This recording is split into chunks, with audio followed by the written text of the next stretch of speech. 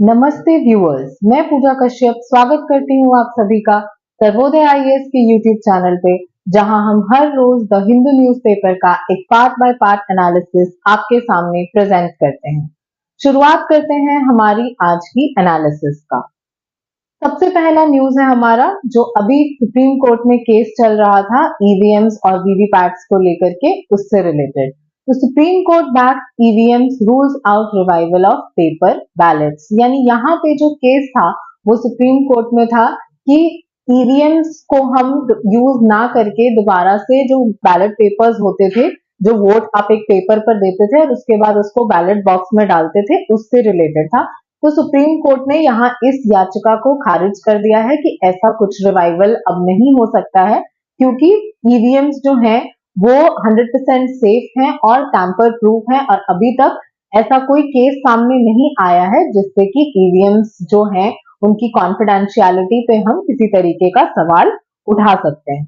So in a significant development, the Supreme Court on April 26 rejected the plea seeking 100% cross verification of EVM's data with VVPATs। तो कुछ दिन पहले मैंने आपके सामने इस बात का जिक्र किया था कि जो ईवीएम्स होते हैं उनसे एक मशीन कनेक्टेड होती है जिसको हम बोलते हैं वीवीपैट। जैसा कि आप यहाँ इस फोटो में देख सकते हैं कि ये हमारा ईवीएम है और इसके बगल में है वीवीपैट। तो जैसे ही हम इस पे कोई भी बटन प्रेस करते हैं, उसके बाद उस कैंडिडेट का सीरियल नंबर और उस कैंडिडेट का जो पार्टी का सिंबल है वो उस वीवीपैट पे नजर आता है। इसका पर्पस क्या है? तो ये चीज वेरीफाई करना कि क्या जो वोट मैंने दिया है वो सही है या नहीं है। तो जो वोटर है वो अपनी संतुष्टि के लिए इस चीज को देख सकता है कि मेरा वोट सही से रिकॉर्ड हुआ है या नहीं हुआ है। तो जो अभी प्रोसीजर है हमारा वो ये है कि हर एक कॉन्स्टिट्यूएंसी में से कोई भी 5 रैंडम पोलिंग बूथ्स उठाए जाते हैं और वहां पे जितने भी ईवीएम्स हैं उनको वीवीपैट से क्रॉस वेरीफाई किया जाता है, ताकि ये पता चले कि कहीं किसी तरीके का कोई एरर है या नहीं है। बट जो पिटिशन थी वो ये डिमांड कर रही थी कि सुप्रीम कोर्ट ऑर्डर करे कि जितने भी ईवीएम्स हैं और जितने भी वीवीपैट्स हैं, जितनी भी कॉन्स्टिट्यूएंसीज में, सबको वेरीफाई करना है, यानी 100% वेरिफिकेशन, विच सुप्रीम कोर्ट सेड कि पॉसिबल नहीं है, क्योंकि ये हमारे इलेक्टोरल प्रोसेस की फ्री एंड फेयर होने पर सवाल उठाता है और एक डेमोक्रेसी के लिए ये चीज बहुत ज्यादा इंपॉर्टेंट हो जाती है कि इलेक्शन प्रोसीजर में जो सिटीजन्स हैं उनका फेथ बना रहे। तो अगर टाइम टू टाइम ऐसे सवाल जो हैं वो इलेक्शन कमीशन पर या ईवीएम्स पर या इलेक्शन मैकेनिज्म पर उठाए जाते हैं, तो ये हमारी डेमोक्रेसी के लिए एक बहुत बड़े खतरा के रूप में नजर आ सकता है। इसीलिए जो सुप्रीम कोर्ट है उसने इस पिटिशन को अभी के लिए खारिज कर दिया है और कहा है कि जो भी प्रोसीजर जैसे भी चल रहा है उसको हम वैसे ही चलने देते हैं, और जो वेरिफिकेशन की डिमांड थी वो वैसे की वैसे ही रहेगी कि 5% जो 5 सीट या 5 बूथ्स को वेरीफाई किया जाता है पर कॉन्स्टिट्यूएंसी, वैसे का वैसा ही रहेगा। तो ईवीएम्स को किसने डेवलप किया था, हम ये चीज देखते हैं। तो develop by the election commission of India in corporation with electronics corporation of India plus Bharat electronics limited, और ये सबसे पहली बार यूज हुआ था 1983 में। 1982 में कहां पर? तो परावूर इन केरला में।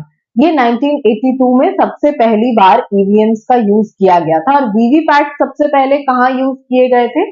तो वीवीपैट का यूज सबसे पहले 2014 लोकसभा में किया गया था। वीवीपैट्स और ईवीएम्स का क्या यूज है? तो ईवीएम्स जो होते हैं वो हमारा वोट देने के काम में आते हैं, जैसे बैलेट पेपर्स होते थे। तो ये एक मशीन है जिसमें अलग अलग कैंडिडेट्स के नाम और जो पार्टी सिंबल और सीरियल नंबर लिखा होता है, जिससे कि आपको पता चलता है कि आपको वोट किसको देना है। जैसे ही आप ईवीएम पे किसी बटन को प्रेस करते हैं, वैसे ही जो वीवीपैट मशीन होती है उस पे उस कैंडिडेट का पार्टी सिंबल और उसका जो नाम होता है वो प्रिंट होकर के आता है, ताकि वोटर जो है वो वेरीफाई कर सके कि उसका वोट सही से रिकॉर्ड हुआ है या नहीं हुआ है। नेक्स्ट न्यूज है हमारा, supreme court seeks Election Commission reply on petition for fresh poll if Nota gets most votes.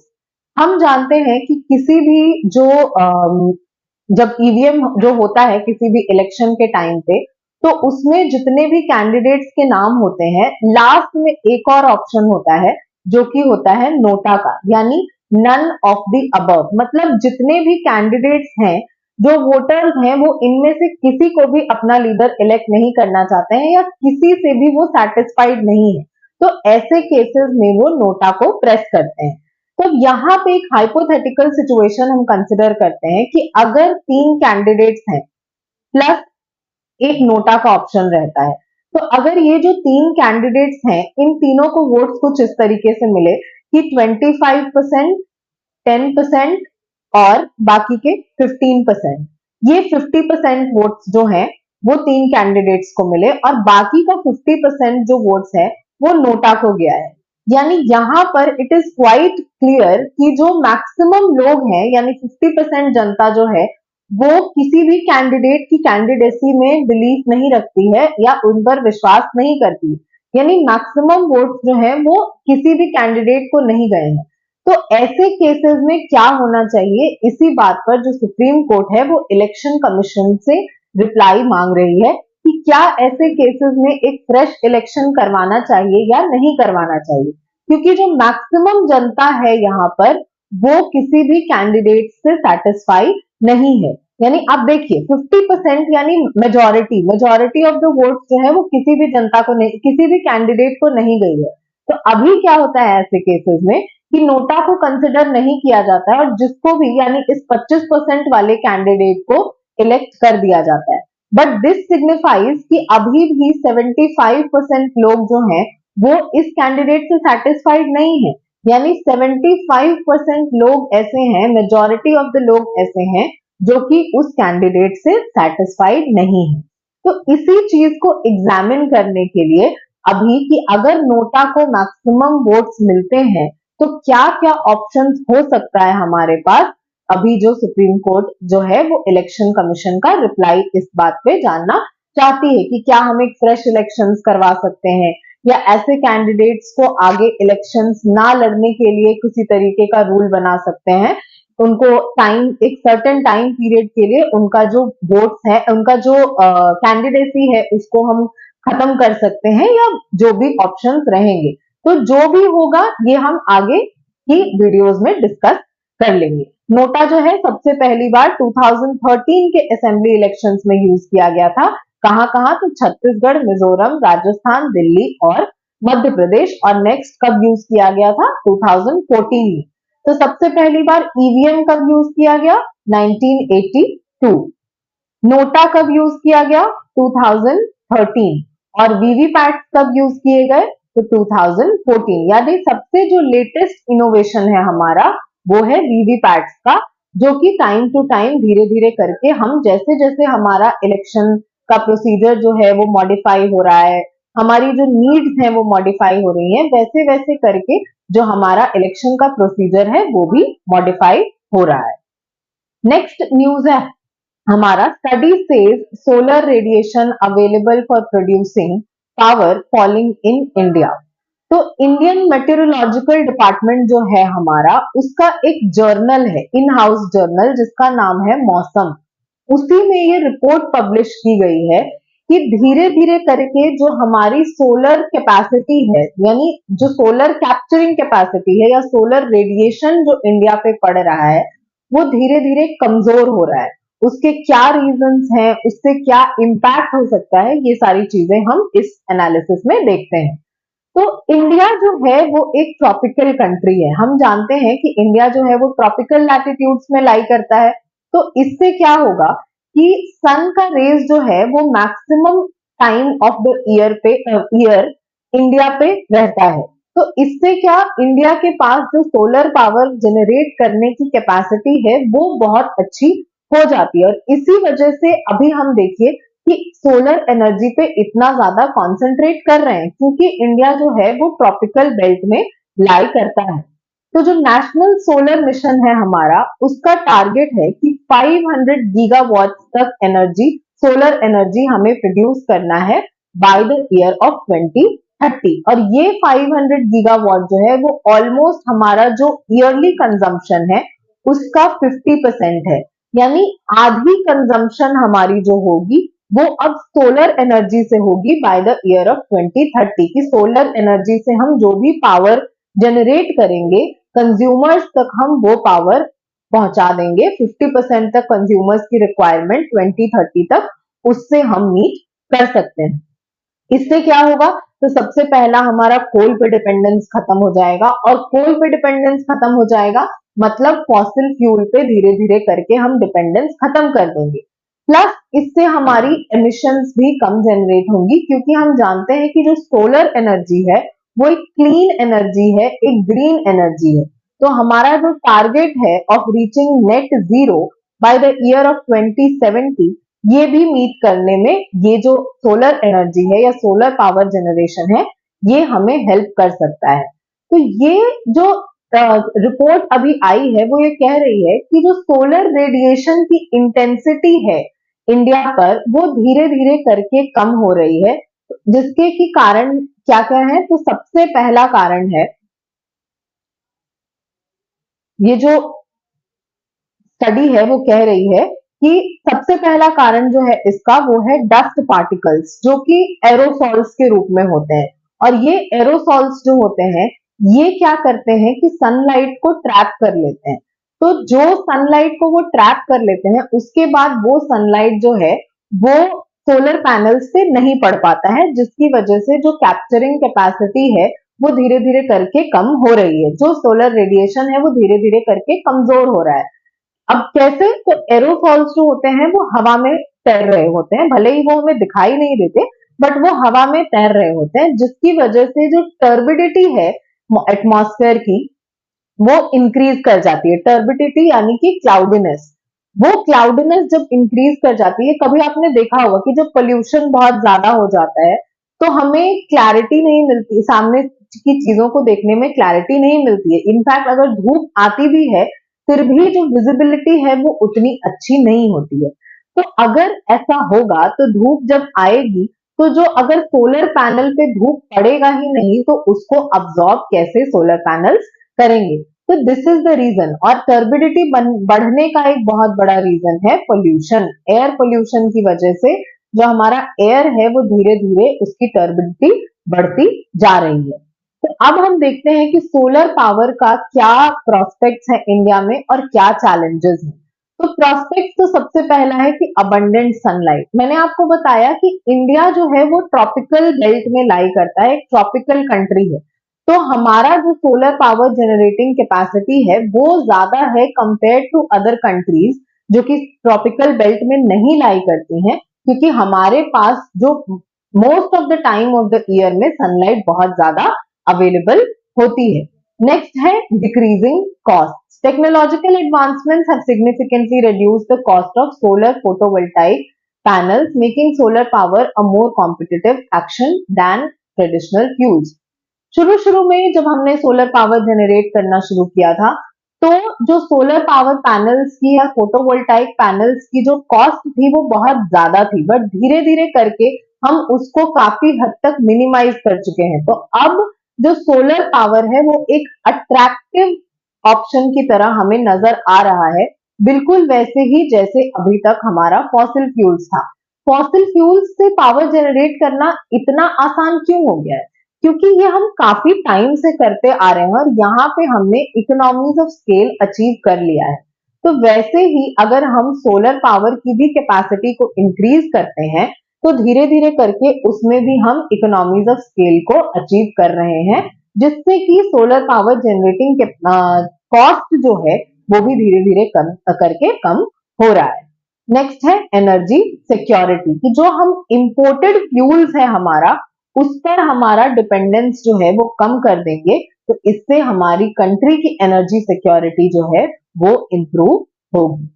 Next है इन्वायरमेंटल बेनिफिट्स। मैंने आपको बताया कि सोलर एनर्जी जो है वो एक क्लीन एनर्जी है, ग्रीन एनर्जी है, जिसमें जो एमिशंस होते हैं वो काफी हद तक मिनिमाइज हो जाते हैं कंपेयर टू फॉसिल फ्यूल्स। तो इस वजह से इसके इन्वायरमेंटल बेनिफिट्स हमें देखने को मिलते हैं। नेक्स्ट है एम्प्लॉयमेंट अपॉर्चुनिटीज। अब सोलर पावर फैक्ट्रीज, जो बैटरीज बनेंगी या पैनल्स बनेंगे या वहां जहां पे भी सोलर फार्म्स बनाए जाएंगे, उनको मैनेज करने के लिए लोगों की जरूरत पड़ेगी। तो उस केस में नए जॉब्स क्रिएट होंगे। किस किस सेक्टर में? तो मैन्युफैक्चरिंग में, installation, maintenance and research and development. तो इससे हमारी इकोनॉमिक डेवलपमेंट भी देखने को मिलेगी। लास्ट है decentralised power generation. Rooftop solar allows for distributed power generation, empowering communities and businesses to become energy producers. Rooftop solar मतलब जो हमारे घर की छतों पर या कुछ बिजनेसेस होती हैं उनकी छतों पर जो सोलर पैनल्स लगाए जाते हैं इलेक्ट्रिसिटी को जनरेट करने के लिए। अब यहाँ पे अभी रिसेंटली जो पीएम सूर्य घर योजना लॉन्च किया गया है वो बहुत इंपॉर्टेंट हो जाता है। क्यों?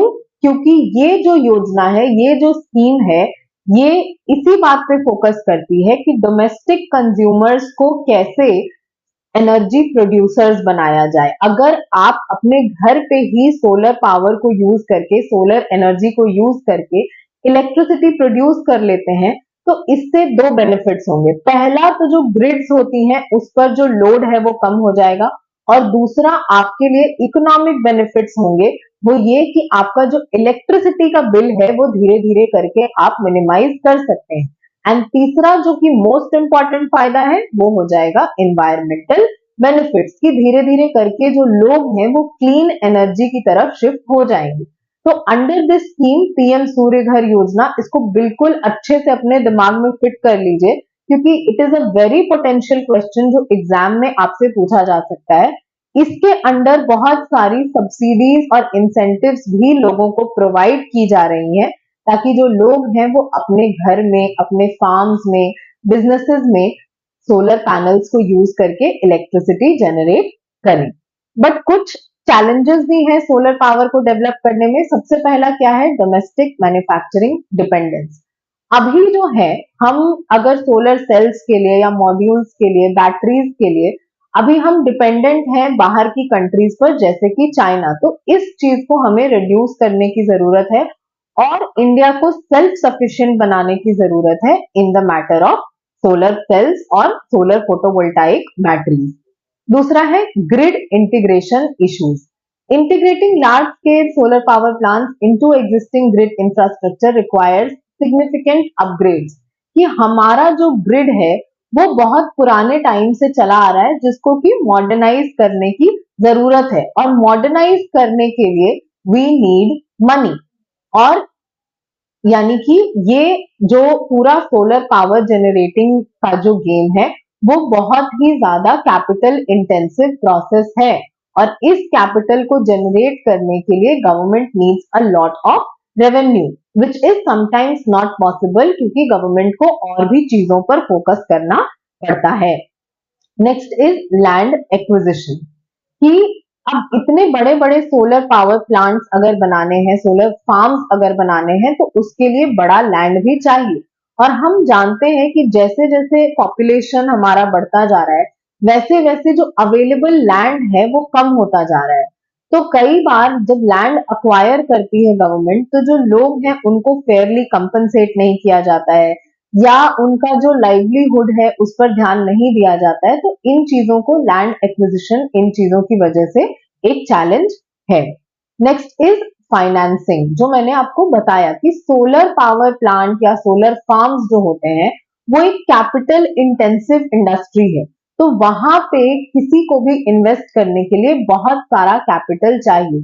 तो क्या जरूरी है इसके लिए? इसके लिए जरूरी है कि जो बैंक्स हैं या फाइनेंशियल इंस्टीट्यूशंस हैं वो सब्सिडाइज्ड रेट पर जो लोग हैं जो ऐसा करना चाहते हैं उनको क्रेडिट प्रोवाइड करें। Last is e waste management. Managing end of life solar panels becomes crucial as the solar industry expands. कि एक सोलर पैनल जो होता है वो आप 5 साल तक, 10 साल तक, या अगर बहुत एफिशिएंट तरीके से बनाया तो उससे 15-20 साल तक आप यूज कर सकते हैं। But after that it becomes an e waste, और हम जानते हैं कि ई वेस्ट को मैनेज करना इंडिया में आज एक बहुत बड़ा चैलेंज हो गया है, क्योंकि नंबर ऑफ ई वेस्ट जो है, क्वांटिटी ऑफ ई वेस्ट जो है वो हर दिन इंक्रीज होता जा रहा है with the number of increasing users. तो सिर्फ डोमेस्टिक यूजर्स से तो इतना ई वेस्ट हो गया है, अगर हम इंडस्ट्रियल वेस्ट भी उसमें ऐड कर देंगे तो it will be a big challenge, जिसको कि मैनेज करना बहुत इंपॉर्टेंट रहेगा। नेक्स्ट न्यूज है हमारा, India patent filings climb 24.6% to 83,000 in financial year 2023। NASSCOM की रिपोर्ट है जो कि ये कहती है कि जो नंबर ऑफ पेटेंट्स हैं इंडिया में वो बहुत ज्यादा बढ़ गए हैं। कितने से बढ़े हैं? तो फाइनेंशियल ईयर 2023 में 24.6% का राइज देखा गया है, जो कि 83,000 पेटेंट्स फाइल किए गए हैं इंडिया में। तो पेटेंट्स होता क्या है? तो जब हम कोई इनोवेटिव चीज बनाते हैं जिसका कि अभी तक कोई ऐसी चीज जो नहीं बनाई गई है, कोई नई चीज बनाते हैं, तो उस पर हम जाकर पेटेंट ग्रांट करवा सकते हैं। यानी ये मेरा इनोवेशन है, ये मेरा इन्वेंशन है और इस पर इसको कोई और क्लेम नहीं कर सकता है। फॉर एग्जाम्पल ये पेन देखिए, अगर मैंने कोई ऐसा पेन बना दिया जो जैसे जैसे मैं बोलते जाऊं वैसे वैसे वो लिखता जाए, मुझे अपने हैंड्स को मूव करने की जरूरत ना पड़े, तो वो एक नया इनोवेशन होगा और उस इनोवेशन के लिए मैं एक पेटेंट फाइल कर सकती हूँ। तो यानी कि अगर 83,000 पेटेंट्स इंडिया में फाइल किए गए हैं, यानी जो इंडिया की इनोवेशन कैपेसिटी है वो बहुत ज्यादा इंक्रीज हो गई है। और मैक्सिमम केसेस में ये देखा गया है कि ये डोमेस्टिक फाइलिंग्स है, यानी प्राइमरीली वो लोग हैं जो कि इंडिया में बेस्ड है। अगर कोई एनआरआई है जो कि बाहर में पेटेंट फाइल करता है तो वो भी इंडिया के ही पेटेंट्स में काउंट किया जाता है।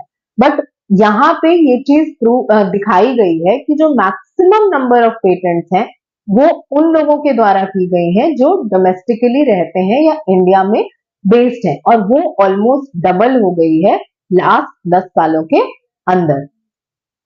इसके क्या रीजंस हैं? तो सबसे पहला इंक्रीज्ड इनोवेशन, जो कि मैंने आपको बताया कि धीरे धीरे करके जो हमारा इनोवेशन कैपेसिटी है, क्योंकि लोग जो है वो ज्यादा पढ़ रहे हैं टेक्नोलॉजी में, इंटरनेट ऑफ थिंग्स, ये सारी चीजों को लेकर के लोगों का पैशन जो है वो बहुत बढ़ता जा रहा है। तो छोटे छोटे इनोवेशंस की वजह से भी जो बहुत बड़े बड़े जो चेंजेस होते हैं वो हमें देखने को मिलते हैं। Next is government initiatives. Supportive government policies and programs like the National IPR Policy 2016 or National IP Awareness Mission are promoting IPR awareness and providing incentives. अब इनोवेशन का क्या महत्व है ये हर गवर्नमेंट जानती है, and the present government has taken a lot of initiatives, जैसे national IPR policy जो है या फिर नेशनल आईपी अवेयरनेस मिशन जिसको कि नीपैम बोला जाता है। ये सारा चीजें जो है वो इंटेलेक्चुअल प्रॉपर्टी को लेकर के, इंटेलेक्चुअल प्रॉपर्टी क्या होता है?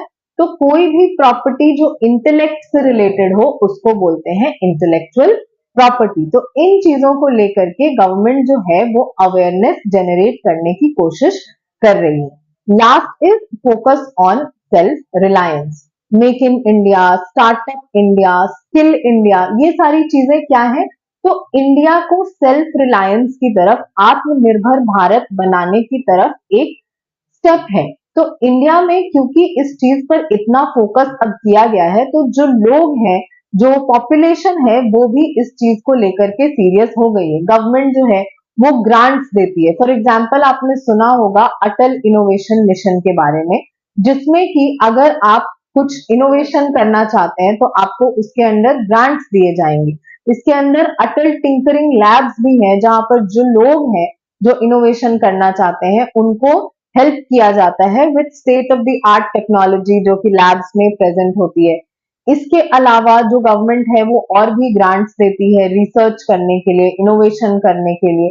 तो ये सारे जो स्कीम्स हैं, जो इनिशिएटिव्स हैं, वो पॉसिबल रीजंस हो सकते हैं कि पिछले कुछ सालों में जो हमारा नंबर ऑफ पेटेंट इंडिया से फाइल किए गए हैं वो इतने ज्यादा इंक्रीज कर गए हैं।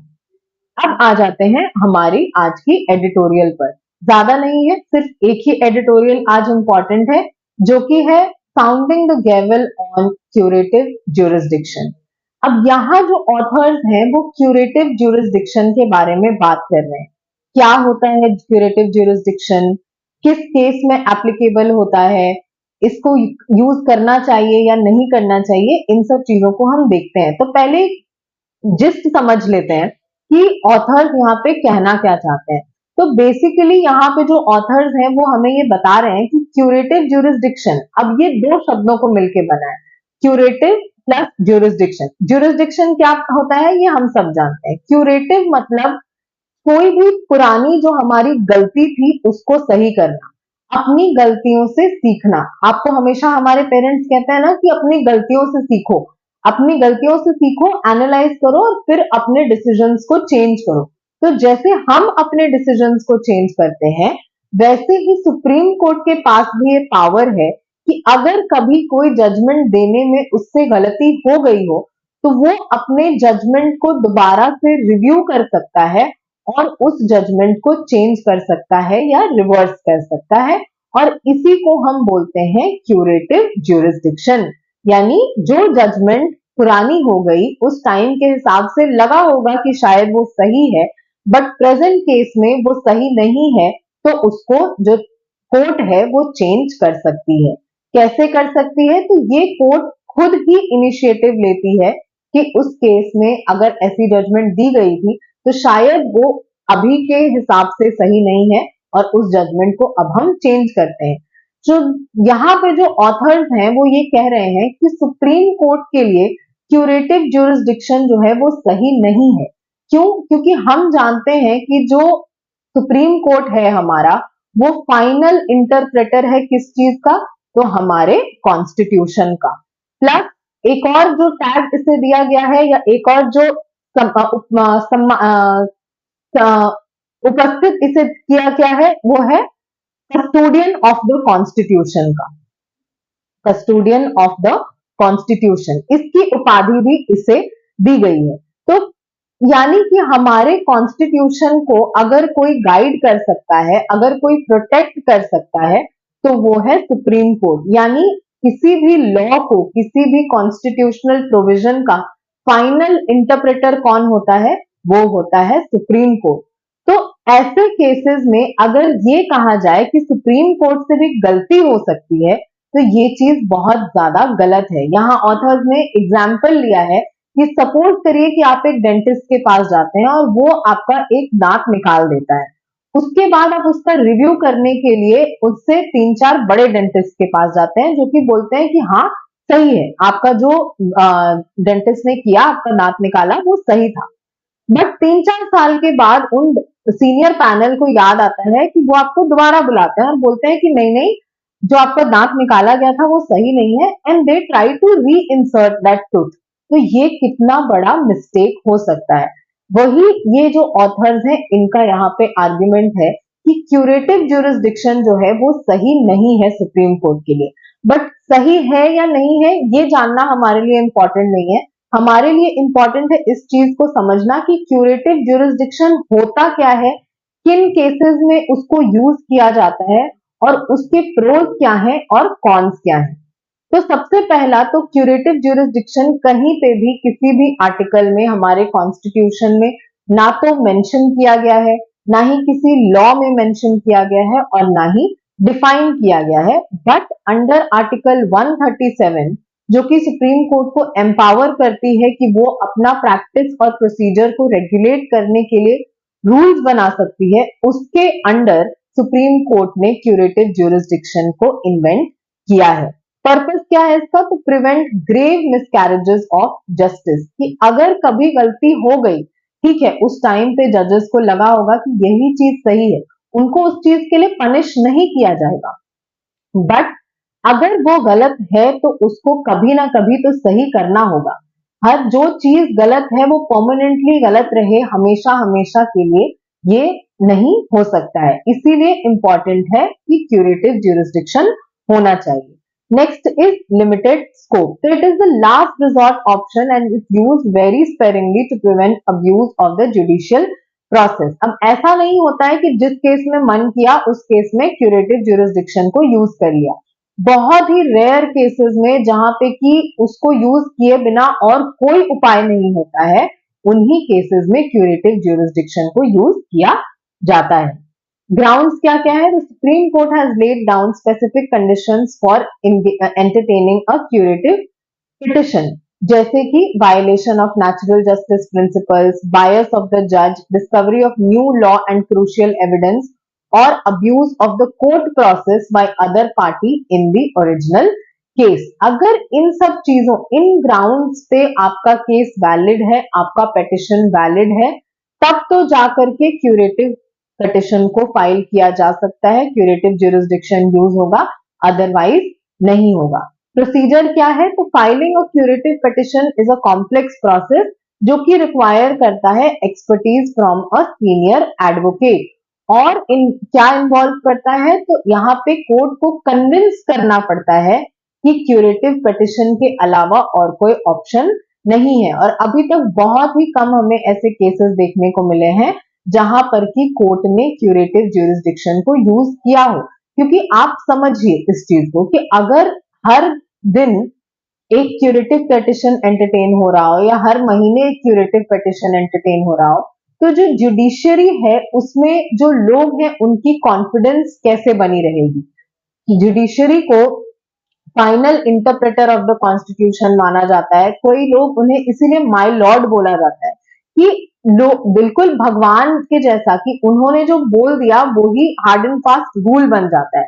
तो अगर भगवान से जैसे गलती नहीं होती है, वैसे ही जजेस को भी जो गलती करने की स्कोप होती है उनकी, वो भी बहुत लिमिटेड होती है और होनी चाहिए। इसीलिए जो क्यूरेटिव पिटिशन होता है उसका जो स्कोप होता है वो इतना लिमिटेड होता है।